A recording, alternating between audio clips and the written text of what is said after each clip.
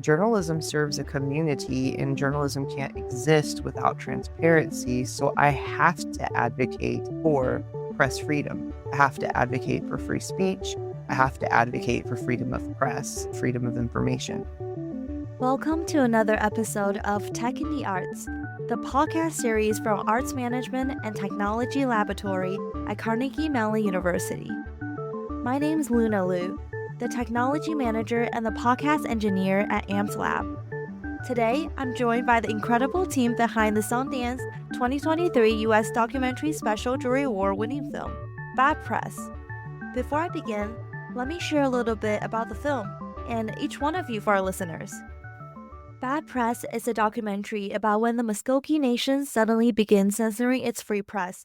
A reporter fights to expose her government's corruption in a historical battle that will have ramifications for all of the Indian country.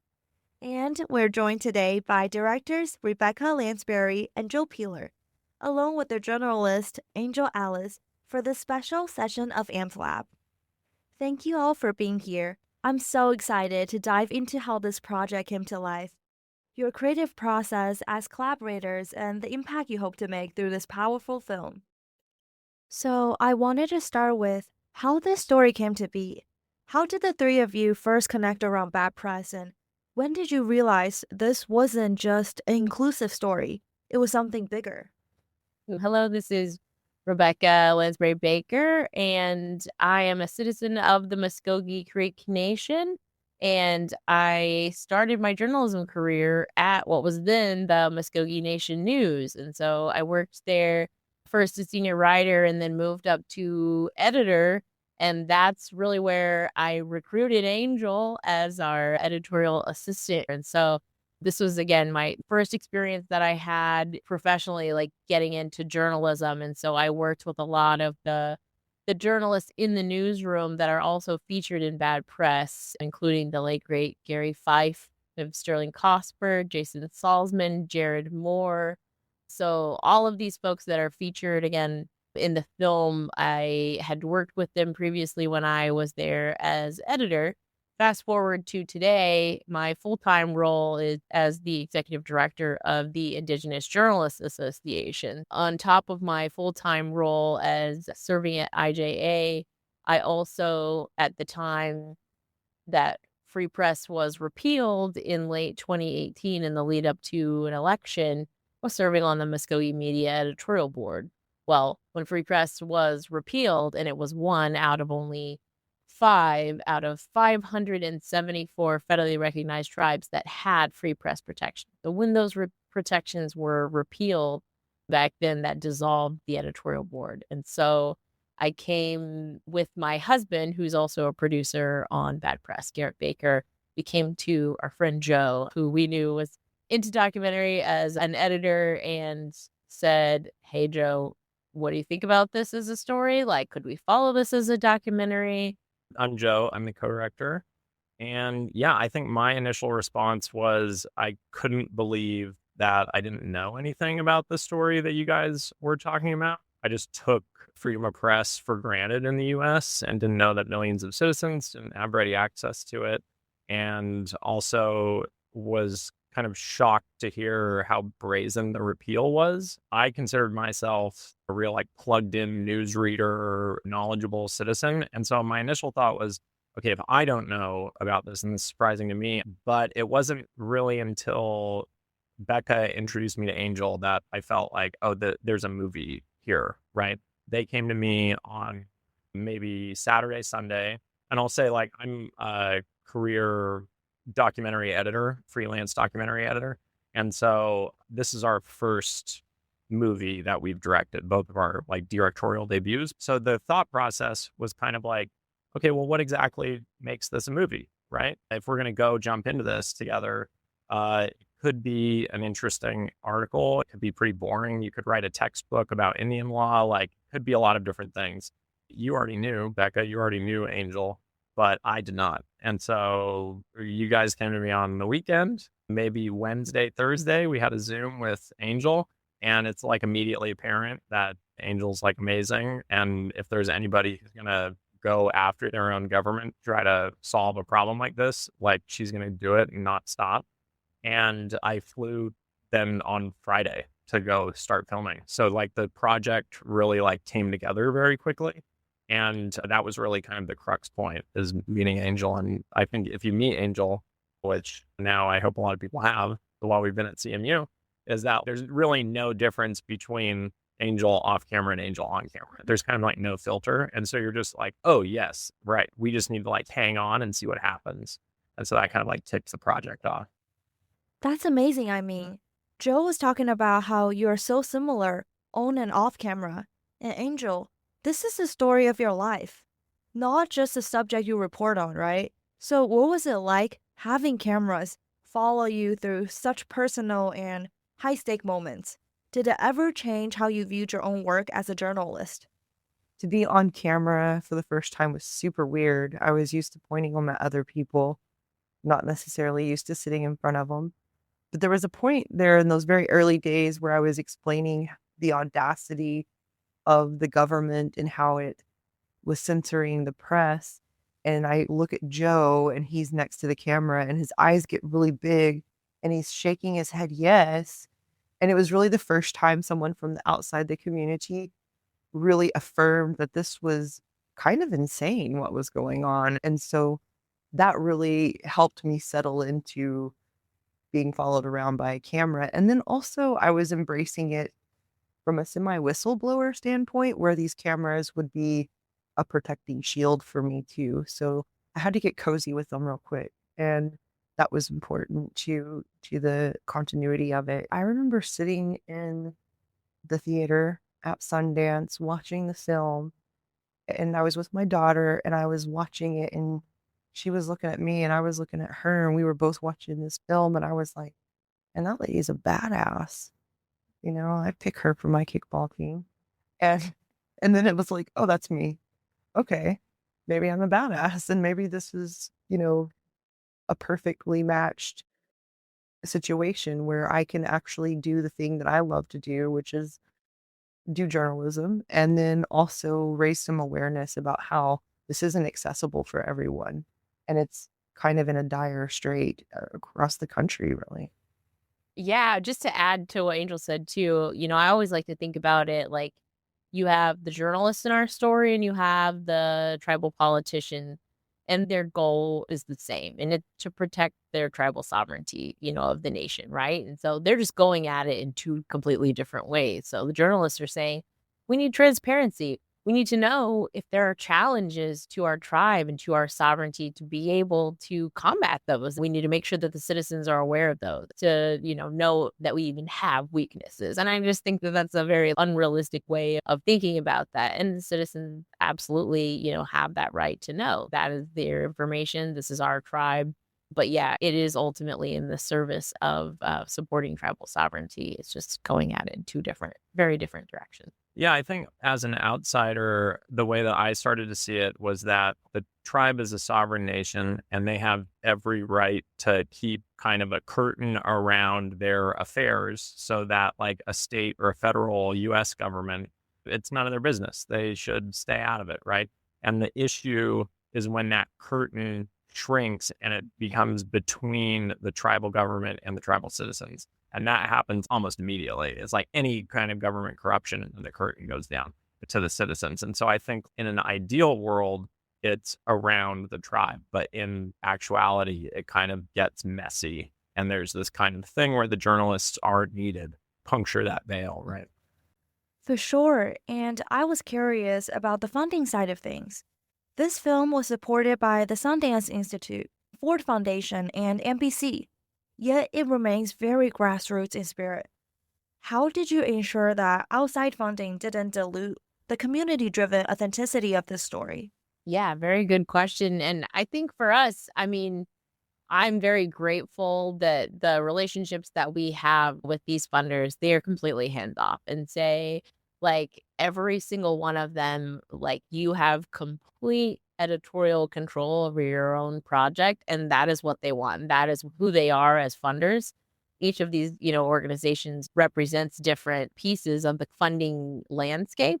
You have foundation support, corporate media, and then nonprofit film organizations. So, but yeah, I'm just like very, very grateful that there was never a time that I felt like any pressure at all, like zero pressure. And that's like completely the truth, to tell our story in a certain kind of way or from any certain perspective. So we have complete and total control the entire time, which is, I mean, that's the joy of being an independent team and one of the challenges too. But again, very, very grateful for their support from all of those different sources. Yeah, it was kind of a dream. Even with our individual investors, we had kind of a dream relationship with them where they just kind of left us alone and were like, show us the movie when it's done.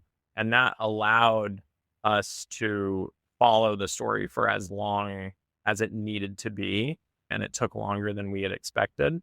And so it was nice to not have that pressure of like, oh, actually, it's going to be a worse movie, but you need to get it done in 2 months or something like that. We had that time and that flexibility. So we were pretty thrilled at that, I would say. Really ideal situation, luckily. Wow, that is just amazing. And I understand it so much, especially as a film student, of what that really means and how much support you guys are really getting. And for Rebecca and Angel, you are both a citizen of the Muscogee Nation and a filmmaker telling a story about your own community. Did you ever feel conflicted between your role as a director, a reporter, and your responsibility as a tribal citizen? Like, have you ever conflicted between whether or not you should be reporting this at all, or maybe will this turn my community into chaos, or things like that? I love this question. I wore my, can't see it because we're on a podcast, but decolonize the media shirt. One of the things that we talk about when we're on the IJA side of things, when we say decolonizing the media, there's, old idea that in journalism, if you're part of a community, you can't accurately and ethically report on that community. And I think that that is out the window now. And I'm so glad to see it. I feel like that is shifting not just in journalism, but in storytelling more broadly, and certainly within documentary film. Because if you're a part of the community, you know the people, you know the issues, you know what is important to that community. So you're the best person to tell those stories. And so I think that's one of the things that we really like to champion from the perspective of the Indigenous Journalists Association. So Bad Press is really an extension of what we do at the organization. But again, like, I feel very connected to the story in so many ways. And I don't feel like those are conflicts. I feel like those are what this story needed to be told. Like, this is kind of a culmination of all of my experience and all of these networks that I've built over the years, whether that's at the Muscogee Nation News. And, it takes a lot to build those networks of trust, even within your own community. But I think it's really a great model for telling our story in the film. And then we can use that at IJA to, like, I can tell people all day long about what we do as an organization and as a nonprofit in supporting journalists. But I can also say, go watch Bad Press, and you can see the boots on the ground and the effort that it takes as a Native journalist to be working in our own communities and to tell those stories, because it's a very tight-knit community. So when you're covering the good, the bad, and the ugly, Angel talked about this before, like, you put someone on the front page in handcuffs, you might see them in the grocery store the next day or whenever they make it out of the handcuffs. So they may not be very happy with you. But again, like, that is, I think, the responsibility that you have. It's a true responsibility to the citizens that you serve. And that's, again, what I hope this film highlights, and how it tells the story of IJA and really the story of how tribal media supports tribal sovereignty, because it provides that mechanism of accountability between the citizens and the elected officials that are supposed to be elected to serve them. And so how are they supposed to be educated on those very, very important issues, if not for tribal media and local news, more generally, if we're thinking about the news ecosystem. So that's a really important role that we all have to play. So I'm excited that I can kind of bring all of these strengths and experiences that I have to all of these different pockets of storytelling under the umbrella. Thank you for that. And just going forward with the film itself, it captures such raw emotional truth. What were some of the biggest creative or ethical challenges you guys faced during production? Were there any moments where you thought, we shouldn't be capturing this very private moment at all?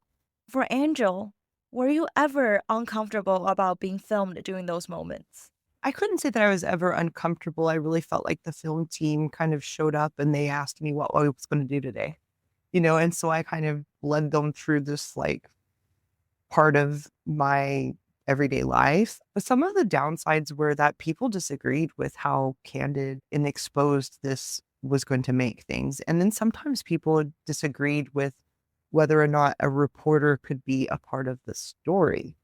Those were ethical questions that were coming up. My answer to that was that journalism serves a community and journalism can't exist without transparency. So I have to advocate for press freedom. I have to advocate for free speech. I have to advocate for freedom of press, freedom of information. Those are components of my job, and we cannot be complicit in our own demise because we, as Indigenous people, we know that our stories have carried us through time, and it's the reason we still have a rich and vibrant culture today. So if I'm not fighting for those things, then what am I even doing here?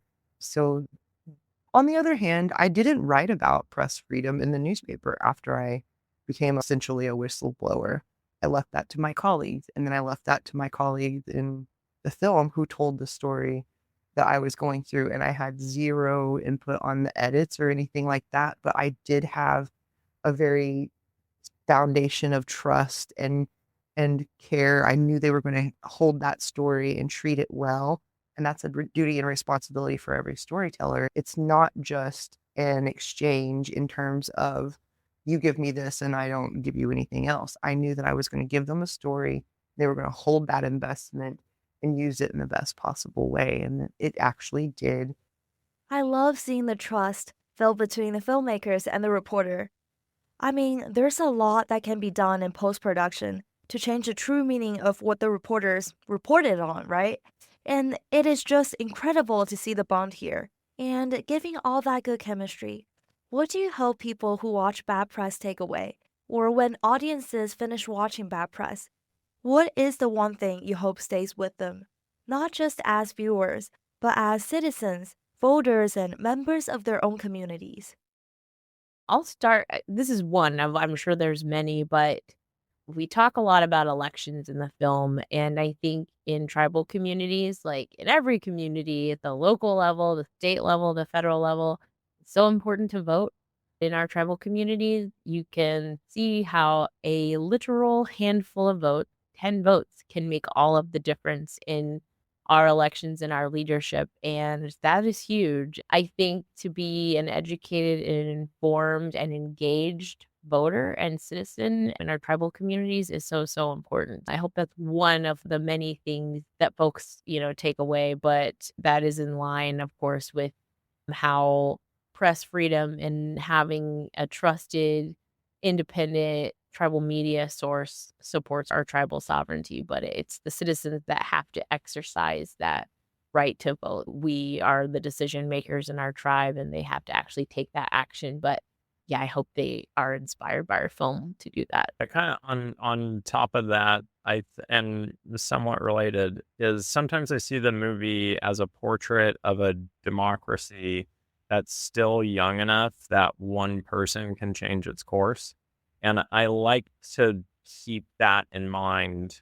And I think on the national level, or even with international affairs, with things going on, a lot of people feel powerless. I can say something, I can post something on social media, I can feel a certain way, but nothing's ever going to change. They don't actually have our interests at heart.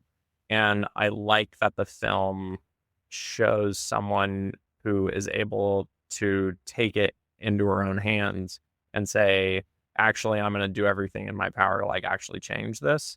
And it's a good reminder that that's still possible, because I do feel like politics writ large feel hopeless. Right now is a very, strange time to be advocating for anything. A lot of times If someone's advocating for something they believe in is right, then they have to worry about attacks on their integrity or physical threats or violence. I hope that people watch this film and realize that stepping outside of your comfort zone a little bit and being vulnerable does gain support from others. This fight that we engaged in was generations long, if you really look at it. And it was the help of many hands. Once you see somebody stepping out into a zone of vulnerability, if we come together and protect each other, then we still stand a chance. And I wanted to say thank you, not only as a person who's interviewing you guys, but also as an audience. Just seeing how much thought and effort and courage it takes. I mean, Angel, you were fired around 2011 due to what is said to be insubordination, right? But you guys still filmed this. So thank you for bringing such good work onto the screen. And finally, what's next for each of you? Are there upcoming projects or themes you're excited to explore in your future work that you can share with us right now? I'm doing a lot of work with the Indigenous Journalists Association to strengthen the Ethics and Press Freedom Committee, working with the Oklahoma Media Center to help support journalism in my home state. So I'm working to support journalism administratively as best I can, the tribe, the state, and then globally with the Indigenous Journalists Association and building those supports because I'm not the only one. There's other journalists experiencing this right now today. And so we're trying to build resources to help them and the things that we learned from this in trial and error. We're trying to make sure that the next person who experiences it has a little bit of an easier time and feels like the supports are there. Yeah, and I will just add on to that. I think one of my next adventures, I was recently, just last week, confirmed to the Muscogee Media Editorial Board again. So I will be serving again. My third term, I think, will be. The second one got cut short. So I was there the first time the most recently under the Chief Hill administration as their appointee. And then this time I'm the National Council's appointee.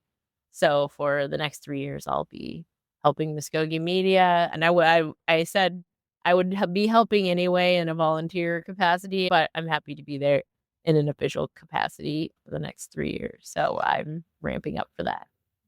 And I am editing a film that I started before Bad Press and trying to finish that next year.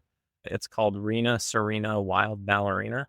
And it's about a 55-year-old Israeli Jewish immigrant who is experimenting with death midwifery and kind of sexual taboos and runs a commune in Los Angeles kind of as a way to like unearth and heal childhood traumas. And it's been like a kind of an epically long journey on that film, but hopefully I'll get it done. And I think we finished Bad Press in just under 4 years, and Rena will be, I think, just under 14 years. So it's crazy long process. Well, good luck finishing that, and good luck going forward with filmmaking and everything in general. Just before I wrap this up, are there anything else you guys would like to share with the audience? And I think we'll all just keep working to make sure that other people have access to Bad Press and these civic lessons. That's something that as long as people need it, we're all on board for. And I get a lot of joy by sharing that story and helping to inspire journalists who don't have a lot of reasons to celebrate. And this is one of them. And so I'm delighted that we can do this. Well then, thank you all so much for joining us today. It's been an honor hearing about your creative process and the heart behind Bad Press. For our listeners, please check out the links in the show notes for more information about the film, Angel, Rebecca, and Joe. Thank you for listening to this episode of Tech in the Arts. If you found this episode to be informative, educational, or inspirational, be sure to check out our other episodes and send this to another arts or technology aficionado in your life.